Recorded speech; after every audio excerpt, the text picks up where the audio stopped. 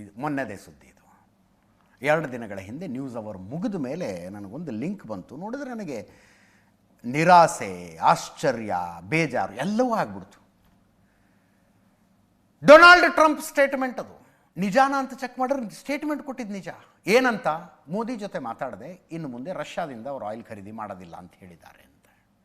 ಅಲ್ಲಿಗೆ ಅಮೇರಿಕದ ಮಾತಿಗೆ ಭಾರತ ಮಣದಂಗೆ ಆಗ್ಬಿಡ್ತು. ಈ ಟ್ಯಾರಿಫ್ ವಾರ್ ಶುರುವಾಗಿದ್ದು, ತೆರಿಗೆ ಯುದ್ಧ ಶುರುವಾಗಿದ್ದು, ನಾವು ನಮ್ಮ ದೇಶದಲ್ಲಿ ತಯಾರು ಮಾಡಿ ಕಳಿಸುವ ವಸ್ತುಗಳಿಗೆ ನೀವು ಜಾಸ್ತಿ ಟ್ಯಾಕ್ಸ್ ಹಾಕ್ತೀರಿ, ನಮ್ಮ ದೇಶದ ಒಳಗೆ ಬರುವಂಥ ನಿಮ್ಮ ವಸ್ತುಗಳಿಗೆ ನಾವು ಕಡಿಮೆ ಟ್ಯಾಕ್ಸ್ ಹಾಕ್ತೀವಿ, ನಾವು ನಿಮ್ಮಷ್ಟೇ ಹಾಕ್ತೀವಿ, ನಿಮ್ಗಿಂತ ಡಬಲ್ ಹಾಕ್ತೀವಿ ಅಂತ ಶುರು ಮಾಡಿದ್ದವು. ಅದಾದ ನಂತರ ಭಾರತ ಚೀನಾ ವಿಷಯದಲ್ಲಿ ಇನ್ನೊಂದು ಆಕ್ಷೇಪ ಶುರುವಾಯಿತು ಅಮೇರಿಕದ್ದು, ಡೊನಾಲ್ಡ್ ಟ್ರಂಪದ್ದು. ರಷ್ಯಾದಿಂದ ಆಯಿಲ್ ಖರೀದಿ ಮಾಡಬೇಡಿ ಅಂತ. ರಷ್ಯಾದಿಂದ ನೀವು ಆಯಿಲ್ ಖರೀದಿ ಮಾಡ್ತೀರಿ, ಅದಕ್ಕೆ ದುಡ್ಡು ಕೊಡ್ತೀರಿ, ಅದೇ ದುಡ್ಡಿನಲ್ಲಿ ಶಸ್ತ್ರಾಸ್ತ್ರಗಳನ್ನು ತಗೊಂಡು ಯುಕ್ರೇನ್ ಮೇಲೆ ರಷ್ಯಾದವರು ದಾಳಿ ನಡೆಸ್ತಾ ಇದ್ದಾರೆ. ಆ ಕಾರಣಕ್ಕಾಗಿ ಯುದ್ಧ ನಿಲ್ತಾ ಇಲ್ಲ, ನೀವು ಆಯಿಲ್ ಖರೀದಿ ಮಾಡೋದು ನಿಲ್ಲಿಸಿ ಅಂದರು. ರಷ್ಯಾದಿಂದ ಆಯಿಲ್ ಖರೀದಿ ಮಾಡೋದು ಭಾರತ ತೆಗೆದುಕೊಂಡಂಥ ಅತ್ಯಂತ ಸ್ಟ್ರಾಟಜಿಕಲ್ ಡಿಸಿಷನ್ ಆಗಿತ್ತು. ರಷ್ಯಾ ಯುಕ್ರೇನ್ ಯುದ್ಧ ಶುರುವಾದ ನಂತರ ನ್ಯಾಟೋ ದೇಶಗಳು ದಿಗ್ಬಂಧನ ಹೇರದು. ದುಡ್ಡು ಬೇಕು ಯುದ್ಧಕ್ಕೆ, ರಷ್ಯಾದ ಹತ್ರ ಬೇಜಾನು ಆಯಿಲ್ ಇದೆ. ಭಾರತ ಚೌಕಾಸಿಗೆ ಕೂತ್ಕಂತು, ಎಷ್ಟಕ್ಕೆ ಕೊಡ್ತೀರಿ ಅಂತ. ಇರಾನು, ಇರಾಕು, ಈ ಮಧ್ಯಪ್ರಾಚ್ಯದ ದೇಶಗಳಿಗಿಂತಲೂ ಕಡಿಮೆ ರೇಟ್ನಲ್ಲಿ ನಮಗೂ ಆಯಿಲ್ ಸಿಕ್ತಲ್ಲಿ. ಕೊನೆ ಹಂತದಲ್ಲಿ ಯುದ್ಧಗ್ರಸ್ತ ಪ್ರದೇಶದಿಂದ ಆಯಿಲ್ ಟ್ಯಾಂಕರ್ಗಳು ಹೊರಡ್ತವೆ, ದೊಡ್ಡ ದೊಡ್ಡ ಹಡಗುಗಳು. ಅವಕ್ಕೆ ಹೆಚ್ಚು ಕಡಿಮೆ ಆದರೆ ಇನ್ಸೂರೆನ್ಸ್ ಮಾಡಿಸ್ಬೇಕಲ್ಲ, ಇನ್ಸೂರೆನ್ಸ್ ದುಡ್ಡು ಯಾರು ಕೊಡೋದು ಅಂತ ಬಂತು. ರಷ್ಯಾದವರು ಅದನ್ನು ನಾವೇ ಕೊಡ್ತೀವಿ ಅಂದರು. ಆದ್ದರಿಂದ ಭಾರತದಲ್ಲಿ ಆಯಿಲ್ ಪ್ರೈಸ್ ಸ್ಟೇಬಲ್ ಆಗಿದೆ. ಪೆಟ್ರೋಲು, ಡೀಸೆಲ್ ಮೇಲೆ ರಾಜ್ಯ ಸರ್ಕಾರಗಳ ಸೆಸ್ ಜಾಸ್ತಿ ಮಾಡಿದ್ದು, but petrol diesel rate fluctuation ಇಲ್ಲ. ರಷ್ಯಾದಿಂದ ಸಫಿಷಿಯೆಂಟ್ ಆಯಿಲ್ ಬರ್ತಾ ಇದೆ. ಅದ್ರ ಜೊತೆಗೆ ಅಲ್ಲಿಂದ ಆಯಿಲ್, ಕ್ರೂಡ್ ಆಯಿಲ್ ತರಿಸ್ಕೊಂಡು ಇಲ್ಲಿ ರಿಫೈನ್ ಮಾಡಿ ಪೆಟ್ರೋಲು ಡೀಸೆಲನ್ನು ನಾವು ಎಕ್ಸ್ಪೋರ್ಟ್ ಮಾಡ್ತೀವಿ. ಎಲ್ಲಿಗೆ ಎಕ್ಸ್ಪೋರ್ಟ್ ಮಾಡ್ತೀವಿ? ಮತ್ತದೇ ಯುರೋಪಿಯನ್ ದೇಶಗಳಿಗೆ. ರಷ್ಯಾದ ವಿರುದ್ಧ ಯುದ್ಧಕ್ಕೆ ಬಿದ್ದಿರುವಂಥ ಯುರೋಪಿಯನ್ ದೇಶಗಳು ಬಳಸ್ತಾ ಇರುವ ಪೆಟ್ರೋಲು ಡೀಸೆಲ್ಲು ಎಲ್ಲಿದು ಅಂದರೆ ಮೂಲತಃ ರಷ್ಯಾದ್ದೇ ಅದು. ನಾವು ಭಾರತದವ್ರು ರಿಫೈನ್ ಮಾಡಿ ಮಾರ್ತಾ ಇದ್ದೀವಿ ಅವ್ರಿಗಷ್ಟೇ. ಅದನ್ನೂ ಮಾಡಬೇಡಿ ಅಂತ ಡೊನಾಲ್ಡ್ ಟ್ರಂಪ್. ಭಾರತ ತುಂಬ ಸಲ ಹೇಳ್ತು, ರಷ್ಯಾದಿಂದ ನಾವು ಆಯಿಲ್ ಖರೀದಿ ಮಾಡೋದು ನಿಲ್ಲಿಸಿ ಮಧ್ಯಪ್ರಾಚ್ಯದ ದೇಶಗಳಿಂದ ಖರೀದಿ ಮಾಡೋದಕ್ಕೆ ಶುರು ಮಾಡಿದ್ರೆ ಆಯಿಲ್ ಪ್ರೈಸ್ ಜಾಸ್ತಿ ಆಗುತ್ತೆ, ಯಾಕಂದರೆ ಡಿಮಾಂಡ್ ಜಾಸ್ತಿ ಆಗುತ್ತಲ್ಲಿ. ಆದ್ದರಿಂದ ನಮಗೆ ಎಲ್ಲಿ ಕಡಿಮೆ ರೇಟಿಗೆ ಸಿಗುತ್ತೋ ಭಾರತದ ಹಿತಾಸಕ್ತಿಯೇ ಸರ್ವಪ್ರಥಮ, ನಾವು ಅದರಿಂದಾನೇ ರಷ್ಯಾದಿಂದಾನೇ ತಗೊಳ್ತೀವಿ ಅಂತ ಭಾರತ ಹೇಳ್ತಾ ಬಂತು. ಖರೀದಿ ಮಾಡೋದು ನಿಲ್ಲಿಸಿ ನಿಲ್ಲಿಸಿ ನಿಲ್ಲಿಸಿ ನಿಲ್ಲಿಸಿ ಅಂತ ಡೊನಾಲ್ಡ್ ಟ್ರಂಪ್ ಹೇಳ್ತಾನೆ ಬಂತು. ಅದರ ಮಧ್ಯದಲ್ಲಿ ಹಿ ಗಾಟ್ ಎಕ್ಸ್ಪೋಸ್ಡ್ ಆಲ್ಸೋ. ರಷ್ಯಾದಿಂದ ನೀವು ಯುರೇನಿಯಂ ಖರೀದಿ ಮಾಡ್ತಿಲ್ವಾ, ಯೂರಿಯಾ ಖರೀದಿ ಮಾಡ್ತಿಲ್ವಾ, ಅದನ್ನ ಯಾಕೆ ನಿಲ್ಲಿಸ್ತಿಲ್ಲ ಅಂತ ಪತ್ರಕರ್ತರ ಪ್ರಶ್ನೆ ಕೇಳಿದ್ರೆ ಡೊನಾಲ್ಡ್ ಟ್ರಂಪ್ಗೆ ಆ ವಿಷಯನೇ ಗೊತ್ತಿರಲಿಲ್ಲ. Oh I see, is it, I check ಮಾಡಿ ಹೇಳ್ತೀನಿ, ನಂಗೆ ಗೊತ್ತಿರಲಿಲ್ಲ, ಈಗ ಗೊತ್ತಾಯಿತು ಅಂದ್ಬಿಟ್ರು ಡೊನಾಲ್ಡ್ ಟ್ರಂಪ್. ಅದಿರಲಿ, ಮೊನ್ನೆ ಮೋದಿ ಜೊತೆಗೆ ಮಾತಾಡದೆ ಅವ್ರು ಇನ್ನು ಮುಂದೆ ಆಯಿಲ್ ಖರೀದಿ ಮಾಡೋದಿಲ್ಲಂತೆ ರಷ್ಯಾದಿಂದ ಅಂತ ಸ್ಟೇಟ್ಮೆಂಟ್ ಕೊಟ್ಟುಬಿಟ್ರು. ಆ ಸ್ಟೇಟ್ಮೆಂಟ್ ಬಂದ ಮೇಲೆ ಸಹಜವಾಗಿ ನೋಡಿ, ಸ್ವತಃ ರಾಹುಲ್ ಗಾಂಧಿಯವರೇ ಹೇಳಿದ್ರು, ಕಾಂಗ್ರೆಸ್ ಪಕ್ಷನೇ ಹೇಳ್ತು, ಸರೆಂಡರ್ ಆಗಿಬಿಟ್ರು ಅಮೇರಿಕಕ್ಕೆ ಅಂತ. ಎಲ್ರಿಗೂ ಅನ್ನಿಸ್ತು ಅಮೇರಿಕದ ಒತ್ತಡಕ್ಕೆ ಭಾರತ ಮಣಿಯಲೇಬೇಕಾದ ಪರಿಸ್ಥಿತಿ ಬಂತು ನೋಡಿ ಅಂತ. ಭಾರತ ಸ್ಪಷ್ಟಪಡಿಸ್ತು. ಈಗ ಒಂದು ಕಾಮನ್ ಸೆನ್ಸಿನ ಮಾತಪ್ಪ, ಮೋದಿ ಜೊತೆ ಮಾತಾಡದೆ ಅಂದರೆ ಭೇಟಿಯಾಗಿದ್ದಾರಾ? ಇಲ್ಲ. ಮೋದಿ ಇಂಡಿಯಾದಲ್ಲಿದ್ದಾರೆ, ಟ್ರಂಪ್ ಅಮೇರಿಕಾದಲ್ಲಿದ್ದಾರೆ, ಎಲ್ಲೂ ಭೇಟಿಯಾಗಿಲ್ಲ.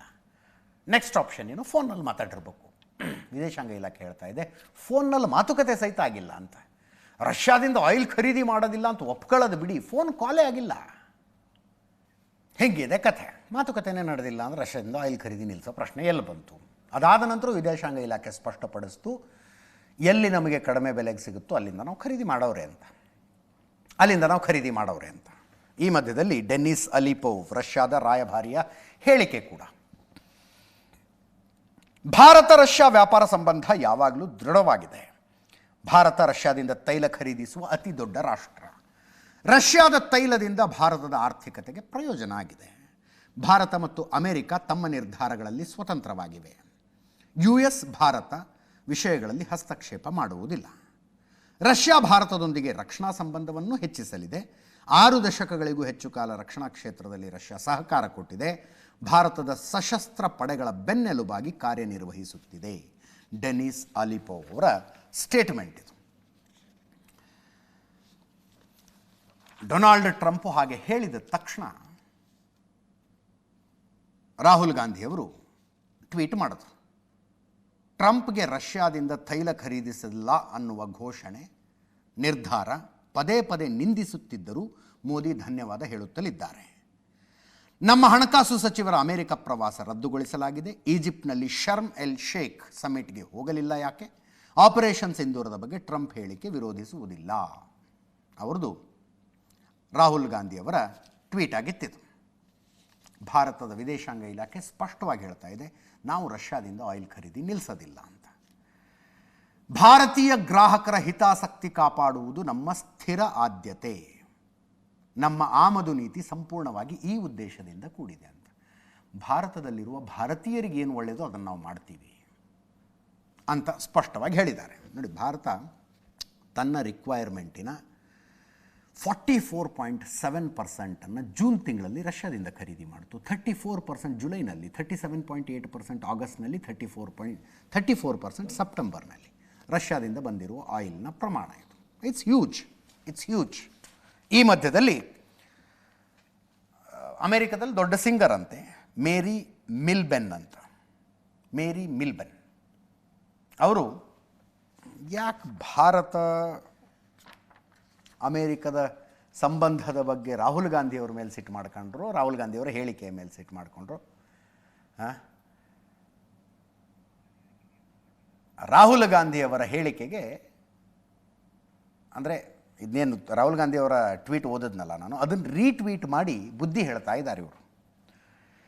ಟ್ರಂಪ್ಗೆ ಮೋದಿ ಹೆದರ್ತಾರೆ ಅನ್ನೋದನ್ನು ನಾನು ಒಪ್ಪಲಾರೆ. ಭಾರತದ ಪ್ರಧಾನಿ ನರೇಂದ್ರ ಮೋದಿಯನ್ನು ನಾನು ಶ್ಲಾಘಿಸುತ್ತೇನೆ. ರಾಹುಲ್ ಗಾಂಧಿಯವರೇ ಮೋದಿ ಟ್ರಂಪ್ಗೆ ಹೆದರೋದಿಲ್ಲ. ಬದಲಾಗಿ ಮೋದಿ ಸುದೀರ್ಘ ರಾಜನೀತಿ ಅರ್ಥೈಸಿಕೊಂಡಿದ್ದಾರೆ. ಅಮೆರಿಕದ ಜೊತೆ ಮೋದಿ ವ್ಯೂಹಾತ್ಮಕ ರಾಜತಾಂತ್ರಿಕತೆಯನ್ನು ಹೊಂದಿದ್ದಾರೆ. ರಾಹುಲ್ ಗಾಂಧಿ ಸರಿಯಾಗಿ ತಿಳಿದಿಲ್ಲ, ತಪ್ಪು ತಿಳ್ಕೊಂಡಿದ್ದೀರಿ ನೀವು. ಡೊನಾಲ್ಡ್ ಟ್ರಂಪ್ ಪಾಲಿಗೆ ಅಮೆರಿಕದ ಹಿತಾಸಕ್ತಿಯ ಮೊದಲು. ಮೋದಿ ಭಾರತಕ್ಕೆ ಯಾವುದು ಒಳ್ಳೆಯದೋ ಅದನ್ನೇ ಮಾಡ್ತಾರೆ. ಭಾರತದ ಪ್ರಧಾನಿ ನರೇಂದ್ರ ಮೋದಿ ಅವರನ್ನು ಹೊಗಳುತ್ತೇನೆ. ದೇಶದ ನಾಯಕತ್ವ ವಹಿಸುವವರು ಕೂಡ ಇದನ್ನೇ ಮಾಡಬೇಕು. ಈ ರೀತಿ ನಾಯಕತ್ವ ಅರ್ಥ ಮಾಡಿಕೊಳ್ತೀರಿ ಅಂತ ನಿರೀಕ್ಷಿಸಿರಲಿಲ್ಲ. ರಾಹುಲ್ ಗಾಂಧಿಯವರೇ ನಿಮಗೆ ಪ್ರಧಾನಿಯಾಗುವ ಬುದ್ಧಿಮತ್ತೆ ಇಲ್ಲ ಅಂತ. ಮೇರಿ ಮಿಲ್ಬೇನ್ ಅಮೆರಿಕದ ಪಾಪ್ಯುಲರ್ ಸಿಂಗರ್ ಅಂತೆ. ಇನ್ನು ಆಸ್ಟ್ರೇಲಿಯಾದ ಮಾಜಿ ಪ್ರಧಾನಿ ಟೋನಿ ಅಬೋಟ್ ಭಾರತಕ್ಕೆ ಬಂದಿದ್ದರು NDTV ಸಮಿಟ್ನಲ್ಲಿ ಭಾಗವಹಿಸೋದಕ್ಕೆ. ದಿಲ್ಲಿಲಿ ನಡೀತದು. ಆ ಸಮಿಟ್ನಲ್ಲಿ ಹೇಳ್ತಾರೆ, ಇನ್ನು 40-50 ವರ್ಷದಲ್ಲಿ ಇವತ್ತು ಅಮೇರಿಕ ಎಲ್ಲಿದೆಯೋ ಅಲ್ಲಿ ಭಾರತ ಇರುತ್ತೆ ಅಂತ. ಭಾರತ ಸೂಪರ್ ಪವರ್ ದೇಶ ಆಗುತ್ತೆ, ಭಾಳ ಅದ್ಭುತವಾಗಿ ಮುಂದುವರಿತಾ ಇದೆ. 3 ವಿಷಯಗಳು, ಒಂದು ಡೆಮೋಕ್ರಸಿ, ಇನ್ನೊಂದು ಆಡಳಿತ ವ್ಯವಸ್ಥೆ, ಮತ್ತೊಂದು ಇಂಗ್ಲೀಷ್. ಈ 3 ವಿಷಯಗಳು ನಿಮಗೆ ಫೇವರೇಬಲ್ ಆಗಿದ್ದಾವೆ ಅಂತ ಹೇಳಿದ್ರು.